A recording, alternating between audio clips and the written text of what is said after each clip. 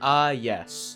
The fresh smell of nature, the beautiful flowers blooming under the sun's rays, the massive trees swaying in the spring breeze, and your neighbor Gary who turned himself to a monstera plant last week. Welcome back to another ItsDang video. It's Botany Body Horror, here with you today to bring you a brand new psychological horror sci-fi manga called Full Night, written by Yasuda Kasumi. Of course, without any major spoilers. Full Night is a manga that takes place in a dystopian version of Earth, where thick black clouds block the warm rays of the sun and plunge the Earth in a veil of darkness. With the severe lack of natural light, all plants on the surface of the Earth have all but withered, leaving critically low levels of oxygen available for the human race. However, humans have developed a method in converting human beings themselves into plants through a process of floromorphosis or florification. This process involves implanting a so-called seed into a terminal patient. The seed uses the host as a form of nourishment during a period of 2 years, in which then turns the host into a full-fledged plant. These plants, called herbitropes or spirit blossoms, can produce small amounts of oxygen while only needing small amounts of light. In this world of Full Night, human beings are left with two choices. Either they fight to survive in this bleak and uncertain landscape as humans, or abandon their previous human-bound anguish and embrace a new life as a plant. Full Night is one of the most refreshing new manga that I've read recently. No, not because of the creepy-ass plants that are made out of actual humans, but rather the fact that the story actually tackles many different subjects in a pretty interesting way. Full Night is a story that presents itself very neutrally. Every single conflict in the story is presented in a way where the audience can sympathize or understand both sides of the conflict. A great example of this, and one of the core conflicts of the story, is the battle between the anti-transfloration party, i.e. Glory Day, versus the Transfloration Institute, or government. The Transfloration Institute aims to aid in humanity's survival through the usually consensual florification of terminally ill patients. This process would ensure the production of oxygen needed for humanity to persist on Earth, and florification patients are also provided with an end-of-life monetary reimbursement that helps them live comfortably during their last 2 years as a human being. On the other end of the spectrum, the Glory Day Party argues against the process of transfloration, claiming that the act in itself is dehumanizing and the process of florification to be immensely unethical and damaging to society. Regular citizens undergo massive amounts of taxes, especially the oxygen tax, due to the funding of the program. The taxes are so high at this point where citizens can no longer live day to day, eventually being shipped out to Oster City, the outskirts of the urban city, or in other words, the slums. Funnily enough, these citizens would even resort to their own florification to feed their families, thus creating this vicious cycle. After looking at both sides of the conflict, you can see how both sides have pretty good justification for their own moral reasoning and actions. And this sort of situation persists with damn near every single type of conflict that occurs in the story, whether it be societal conflict or personal conflicts. The story itself is basically just a massive moral dilemma where the audience is pulled from both sides of the spectrum. This particular style of gray area storytelling is actually incredibly powerful in creating a meaningful and multi-layered story, where the audience is constantly engaged and reflecting on the meaning of the narrative, and even reflecting on their own moral compasses as well. So all yap aside, the storytelling's pretty good. Moving on from the actual story, I'd say the character writing of Full Night is actually pretty impressive. A majority of the characters in Full Night are actually quite fleshed out, with their own backstories and goals shown through their actions and interactions with other characters in the story. Very rarely do you not encounter a character with a certain level of intrigue that makes you want to learn a little bit more about them as the story goes along. Characters, especially the main cast, and in even some cases the side casts, also go through a lot of character development. For example, our main character Kamiya Toshiro actually starts off as a young man down on his luck with no purpose in life. He ends up poisoning himself with the herbitrope seed in hopes of getting the 10 million yen reimbursement for his mother's medication and his last 2 years in life. However, as the plot progresses, funnily enough, after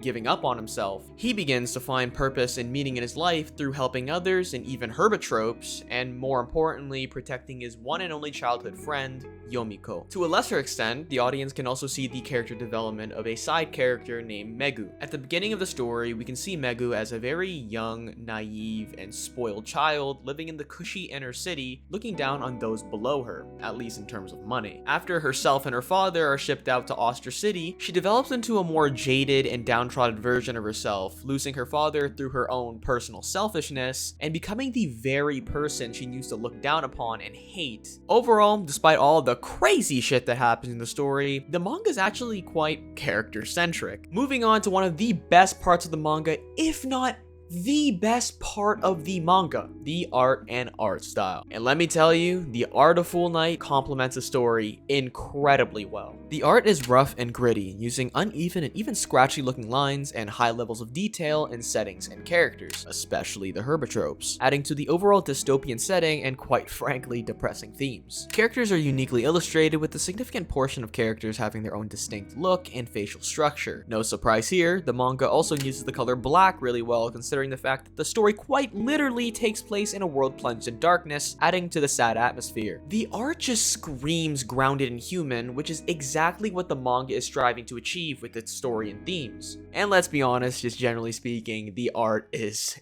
incredible. So, in the end, is Full Night worth the read? Yes. I personally believe that this manga is a must-read, or at least something you should add in your reading list to read for later. The manga is interesting in terms of plot, the art is just absolutely drop-dead gorgeous, and the characters are actually intriguing and honestly worth following just in general. And most importantly, there is only 54 chapters available at the moment, in English at least, so there's an itsy bitsy little gap for you to sort of catch up as a new reader. However, if you're not too into the more somber stories or slow-paced stories, because I'm not gonna lie, it does take a little bit of time to get more into the more exciting parts of the story, if you know what I mean, then this story is definitely not for you. And if the story is not for you, please feel free to go on my channel and check the other videos where I cover other different mangas and manhwas that you may enjoy. Now, with that shameless plug out on the side, thank you for watching this video. I appreciate your support. Please like and subscribe, and I'll see you in the next one.